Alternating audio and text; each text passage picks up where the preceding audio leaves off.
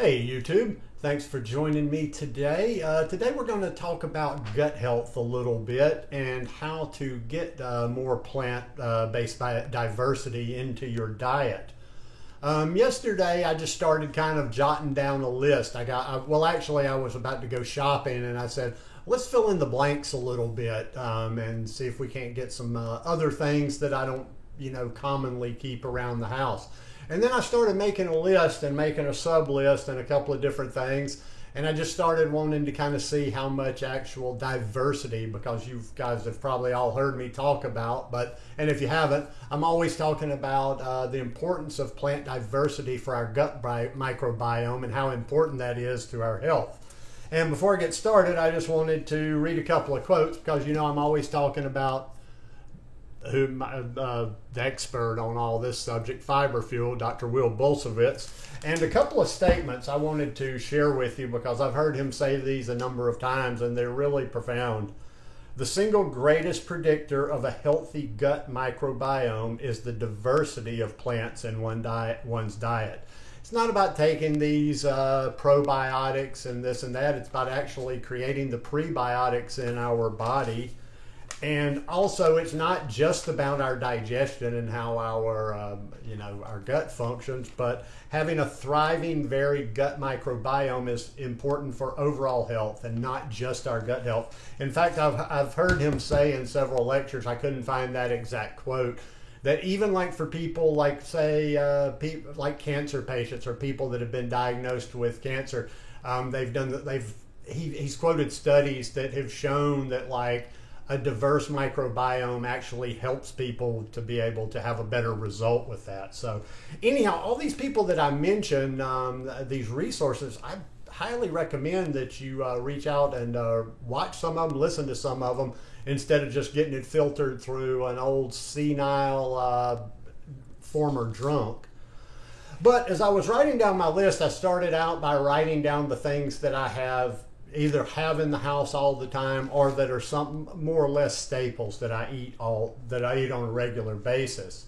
And then I started making sub lists. So for fruits, I've always got bananas, mangoes, blueberries, and kiwi.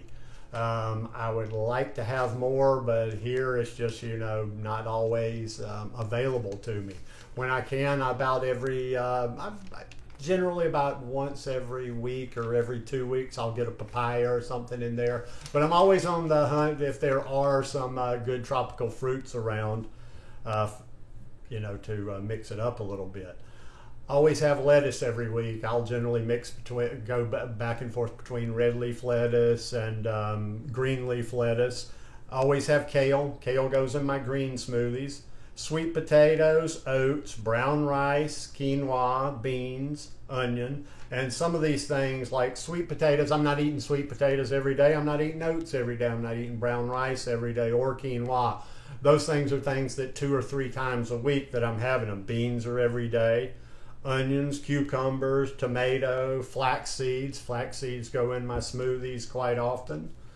Dates, broccoli sprouts, lentil sprouts, sauerkraut.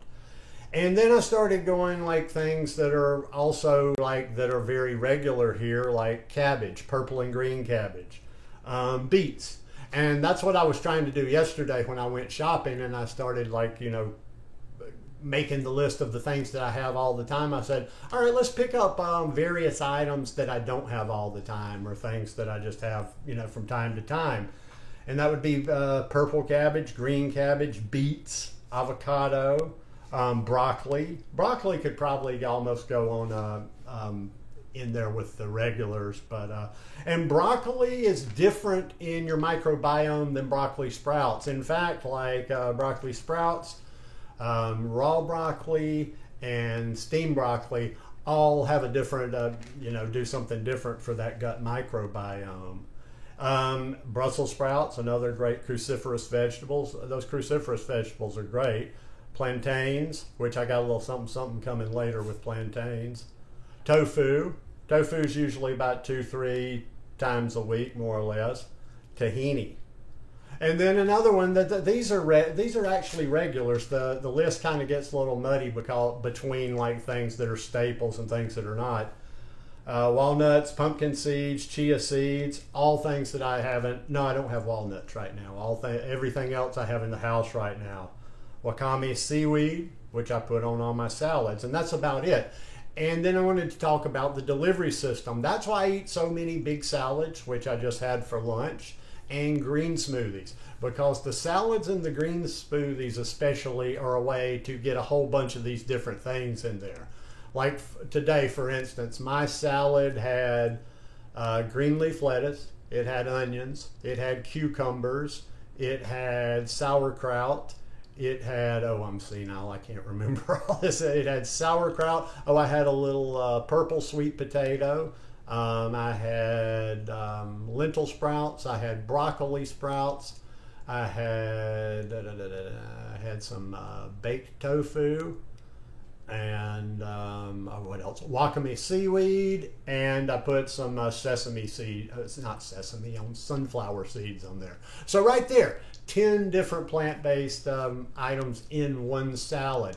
Same thing with the green smoothies. I pack a lot of stuff in there. I put my bananas, I put my kale, I put a couple of drops of vitamin D, I put a little bit of blackstrap molasses in there. I'll usually put sprouts in there too. If I've got plenty of sprouts around and I eat a salad in a day, the same day I have a green smoothie, I'll use sprouts twice. What else? I'm kind of spacing on that. Oh, and pumpkin seeds. I love to put just like a little bit of handful of pumpkin seeds in there.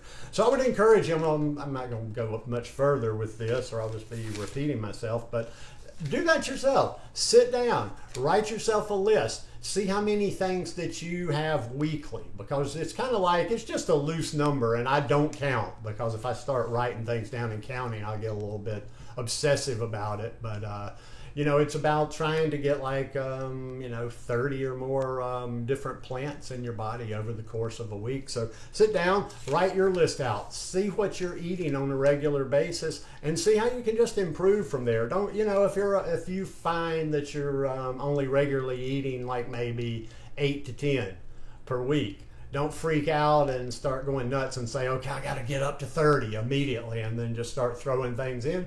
Just start trying to, ratchet it up a little bit more each week. Try something you don't normally eat.